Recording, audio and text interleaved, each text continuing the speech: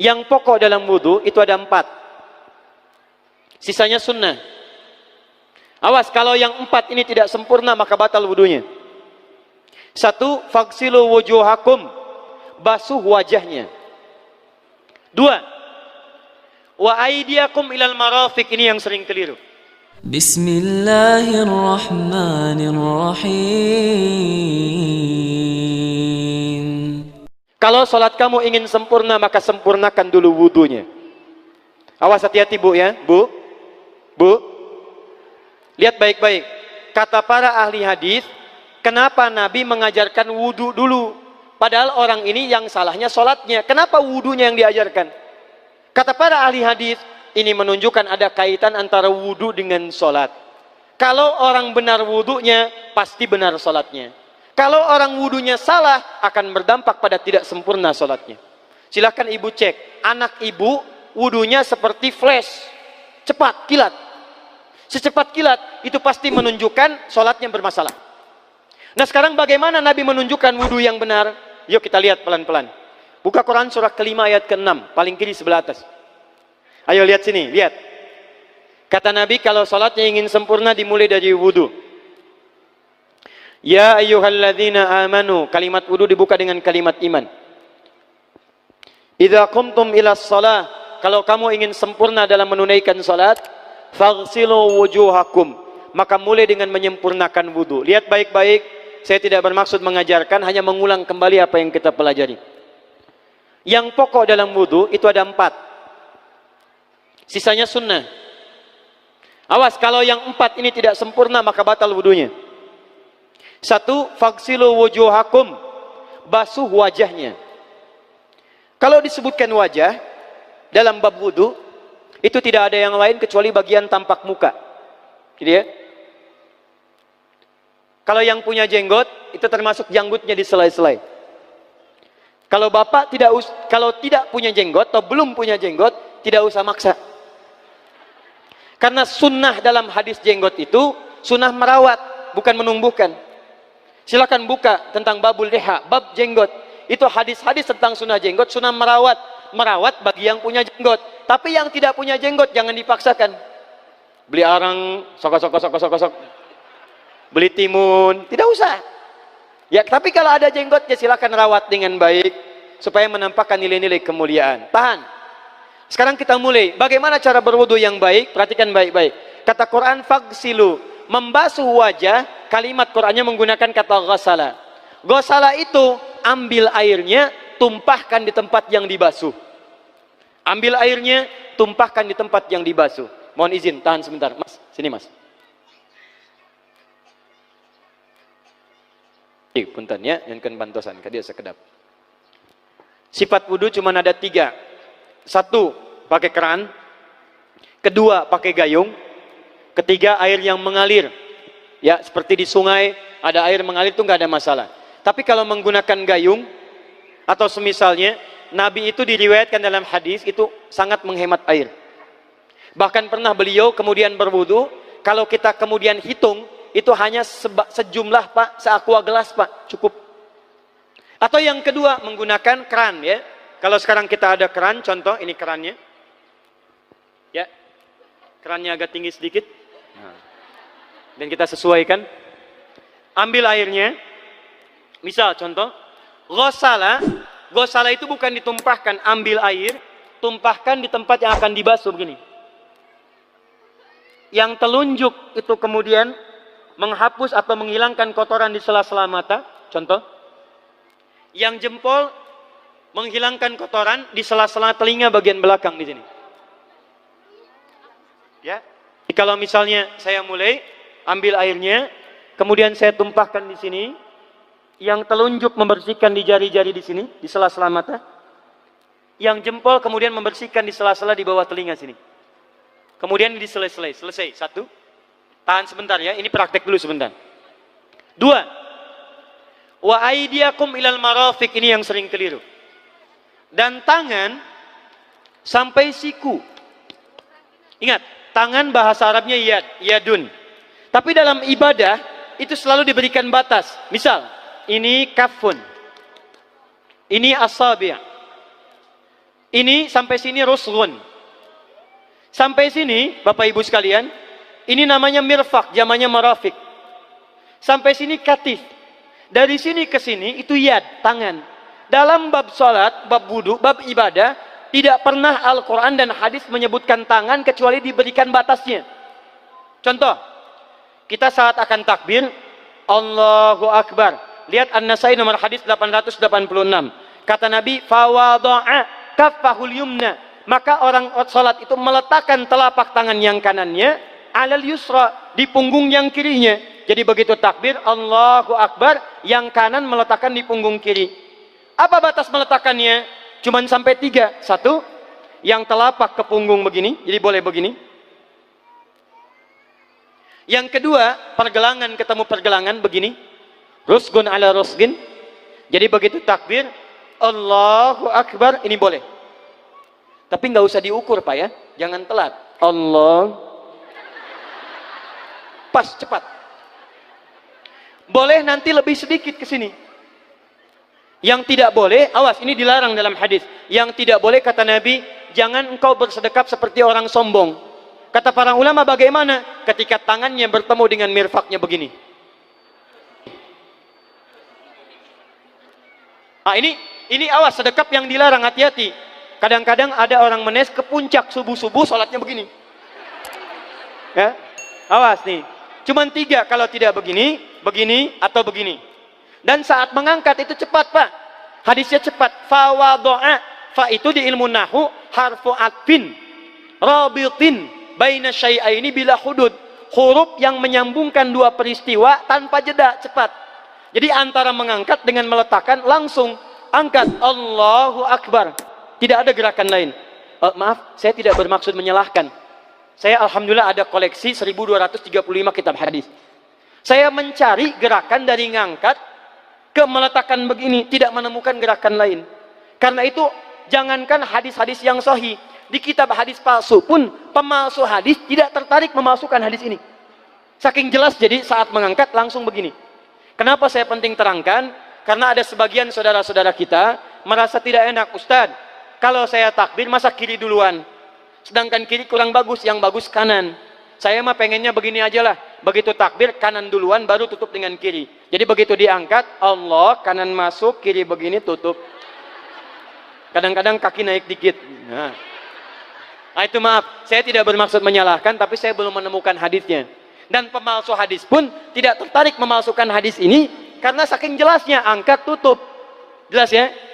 Nah, sekarang lihat sini. Dalam bab wudu, bahasa Qur'annya mengatakan wa aidiakum ilal marafiq, dari tangan sampai siku. Ila dalam ilmu nahu harful ghayah, huruf yang menunjuk pada tujuan, batas dari ke. Ana minal an sa'adhab min Menes ila Bekasi. Saya setelah ini akan pergi dari Menes ke Bekasi. Jadi saya berangkat dari mana? Menes. Tujuannya kemana? Bekasi. Tujuan dalam bahasa Arab menggunakan ila, harfu ghayah. Dari Menes ke Bekasi. Menes ila Bekasi. Dalam wudu, lihat. Aidiakum ilal marafiq, ila sampai siku. Bukan dari siku ke tangan. Jadi saat kita mengambil air wudu, ambil airnya, tumpahkan dari sini ilal marafiq sampai ke siku ke sini. Balikan lagi ke depan. Jadi bukan kerannya dibeginikan, sikunya dibeginikan, takut, bukan. Jadi bukan siku diteruskan ke bawah. Yang tepat itu ambil airnya, kemudian basuh dari sini sampai dengan ke sikunya. Hati-hati, ini ada maknanya. Dan jika benar di hadis Muslim, jika orang wudunya benar seperti ini, maka bersamaan dengan jatuhnya air wudu itu, jatuh pula dosa-dosa dan kotoran yang melekat pada anggota tubuhnya. Tidak cukup dengan amin, nanti kita lihat dulu.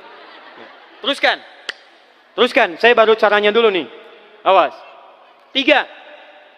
Wamsahu biru'usikum. Wamsahu, lihat.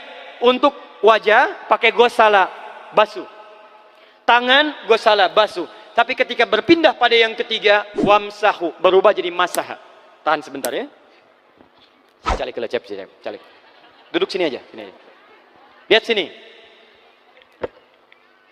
Ya, Pilih, duduk di sini atau ngapus. Ah, sudahlah. Datang sendiri, nulis sendiri, ngapus sendiri, luar biasa. Cuman di menes ini. Ini awas, ini penting ini Bu ya, penting. Saking pentingnya susah dihapusnya tuh. Dah sini aja. Masaha. Sudah. Masaha artinya mengusap. Kalau yang tadi membasuh, kalau masaha mengusap. Jadi yang ketiga ini tidak usah dibasuh. Jangan tumpahkan air di tempatnya, tumpahkan airnya kemudian usap tempatnya. Pertama, wamsahu biru'usikum. Masya Allah, kata Allah, bagian ketiga usap kepalanya. Awas, hati-hati. Tangan selesai pindah kemana? Bukan ke rambut tapi kepala. Jadi dalam bab wudu yang diusap bukan rambutnya, kepalanya.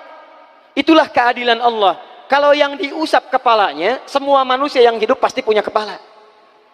Tapi kalau yang diusap rambutnya, ada ketidakadilan. Karena tidak semua orang punya kepala, punya rambut. Tuh. Nah sekarang lihat sini. Ketika kita diminta mengusap kepala, bahasanya masaha. Masaha itu begini. Ini saya punten. Bismillah. Ini ya. Ambil airnya, tumpahkan, baru kemudian diusapkan ke kepalanya. Paham ya? Kalau yang gosala, ambil, tumpahkan di tempat yang akan dibasuh. Tapi kalau masaha, hati-hati. Ambil airnya, tumpahkan, baru diusap. Jadi bukan diambil air, tumpahkan di kepala begini. Paham? Tahan sebentar. Dan ini menggunakan huruf ba, Masya Allah. Ba, lihat, wajah tidak pakai ba. Tangan tidak pakai ba. Tapi khusus untuk kepala pakai ba. Wamsahu bi. Huruf ba dalam ilmu nahu, coba dibuka yang suka ngaji, buka kitab Bughnil Labib an Kutubil A'arib, halaman 29 sampai dengan 59. Di situ ada penjelasan karya Ibnu Hisham Al-Ansari. Itu ada penjelasan tentang makna huruf ba. Huruf ba itu punya 14 arti dalam bahasa Arab. Ada ilsaq, ada istighraq, ada muhabah, ada ba li tab'id dibagi dua. Tab'id ma'al hudud wa tab'id bila hudud. Nah yang ba ini, kenapa pakai ba? Kata para ulama, dari huruf ba yang 14 ini ada 3 makna yang diterapkan dalam ayat wudu. Satu, istighraq. Istighraq itu membasuh keseluruhan.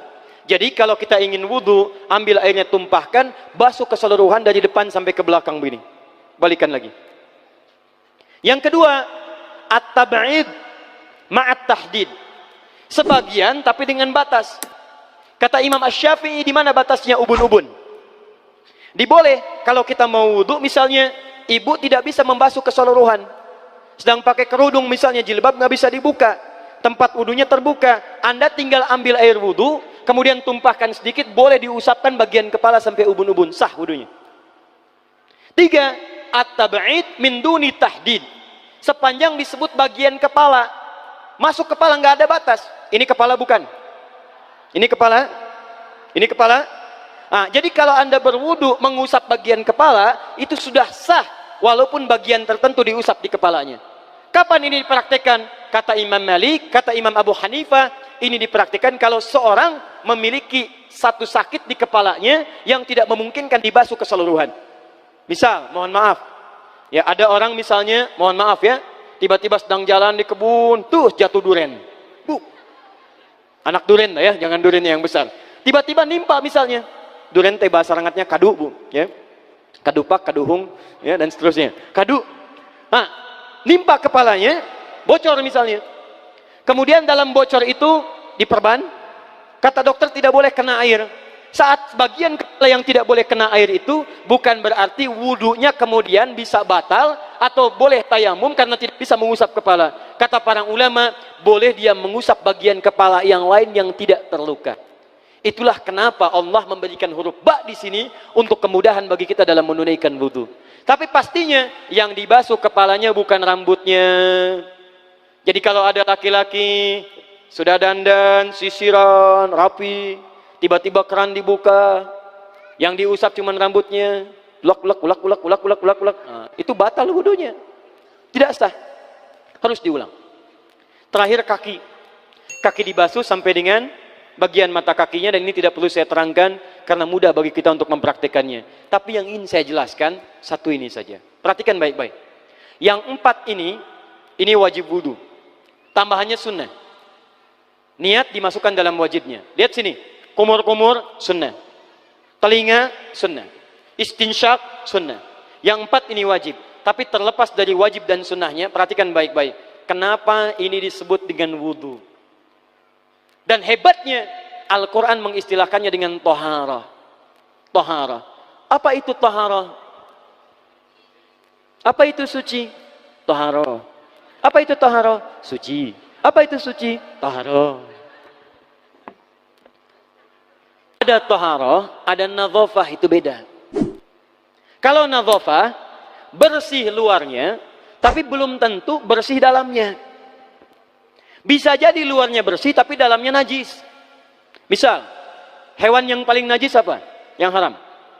Misal, hewan tadi itu, hewan babi misalnya, misal, dibersihkan, dimandikan, disisir, sampai bersih. Bersih tidak?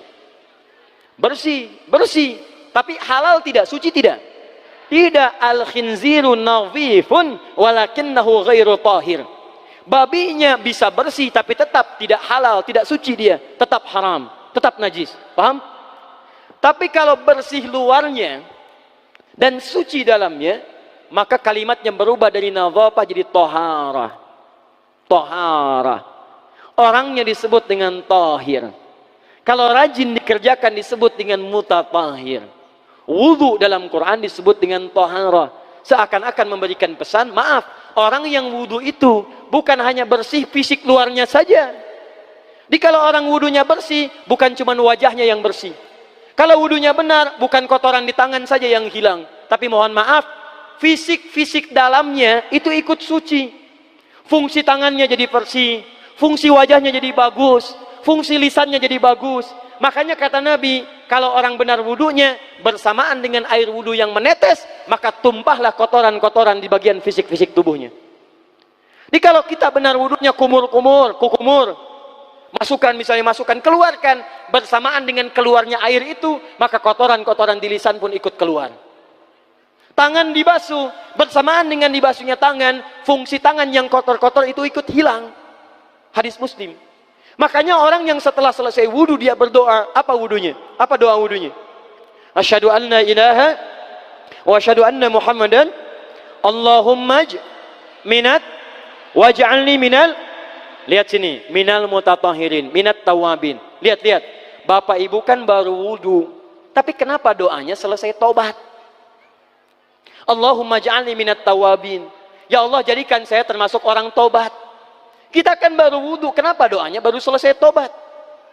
Sedangkan tobat itu mengakui kesalahan, menyesali kesalahan, dan berjanji meninggalkan yang salah, mengganti dengan yang baik-baik. Makanya kalau orang wudunya benar itu, begitu dia kumur-kumur, dia ingat kesalahan apa yang dikerjakan oleh lisan ini. Jadi begitu kemudian ditumpahkan airnya, hilang kotorannya. Maaf, yang suka mencela wudu, selesai wudu tidak akan mencela lagi karena tobat dari celaan. Makanya kalau wudu Anda benar, coba ingat-ingat, siapa korban dari lisan Anda yang tajam itu? Apakah ibu Anda yang pernah menangis karena lisan Anda? Apakah ayah Anda yang kecewa karena kalimat-kalimat Anda? Apakah tetangga Anda yang menjauhi Anda karena kata-kata kotor Anda? Kalau tiap hari Anda wudu, tapi kemudian lisan Anda masih kotor juga, ada yang salah, Anda cuma menghabiskan air untuk menghilangkan kotoran di lisan. Itu tanda pertama. Tangan basuh. Makanya orang yang wudunya benar, tangannya tidak akan berbuat yang kotor lagi sampai ke ujung kakinya. Karena itulah ibadah ini disebut dengan wudu, seakar dengan kata dau. Kata para ulama, mereka sebagian mengatakan dau artinya cahaya, dau artinya sinar, dau artinya al-husnu, baik budi pekerti. Kalau orang benar wudunya, bertambah sinar di tangannya, sinar di wajahnya, sinar di lisannya. Apa sinar itu? Di dunia sinar-sinar amaliyah kebaikan, sifat-sifat baik, di akhirat pancaran-pancaran kemuliaan. Satud'a ummati yaumal qiyamati ghurral muhajjalin. Akan dipanggil umatku di hari kiamat dengan banyak cahaya melekat di tubuhnya. Tangannya ada cahaya, matanya ada cahaya, wajahnya bercahaya, kakinya bercahaya. Cahaya apa itu? Kata Nabi, min atharil wudu, dari bekas wudunya. Jadi kalau kita benar wudunya, itu kita jadi orang baik. Ada cahaya kebaikan dalam diri kita. Itu yang disebut dengan tawabin. Makanya kalau bapak ibu tiap hari wudu, Allahumma ja'alni minat tawabin. Tapi mulut tidak tobat, tangan tidak tobat, kaki tidak tobat, ada yang salah dengan wudunya. Waj'alni minal mutatahhirin. Jadikan saya orang bersih dan suci. Jadi kalau selesai wudu, pakaian bersih, wajah bersih, tangan bersih. Ini pakaian bersih, pakai jas, pakai dasi, tapi tangan tidak bersih, korupsi juga, mencuri juga, menipu juga, ada yang salah dalam wudunya. Kalau kita bisa mengerjakan wudu ini dengan baik, maka naik status kita. Disebut sebagai, langsung oleh Al-Quran, disebut hamba yang dicintai oleh Allah Subhanahu wa ta'ala. Di Quran surah kedua Al-Baqarah ayat 222. Saya tutup. Lihat ayatnya. Di ujung ayatnya. Innallaha yuhibbut tawwabina wa yuhibbul mutatahhirin. Sungguh Allah akan sangat mencintai orang-orang yang tobat dan orang-orang yang terbiasa untuk bersuci. Kita selesai wudu mengatakan Allahumma ja'alni minat tawwabin waj'alni minal mutatahhirin. Dijawab oleh Allah, innallaha yuhibbut tawwabin wa yuhibbul mutatahhirin. Karena itulah orang yang rajin wudu adalah orang-orang yang dicintai oleh Allah Subhanahu wa taala. Jadi kalau Bapak Ibu, maaf ya, sekarang cek. Kalau batal wudu, pengen wudu lagi. Tidak hanya saat sholat. Sekarang batal wudu, ingin wudu. Batal wudu, ingin wudu. Itu tandanya Bapak Ibu sedang mendapatkan cinta dari Allah Subhanahu wa ta'ala. Tapi hakikat cintanya bukan pada wudunya, tapi berubahlah orang itu menjadi baik dan dekat dengan Allah Subhanahu wa ta'ala.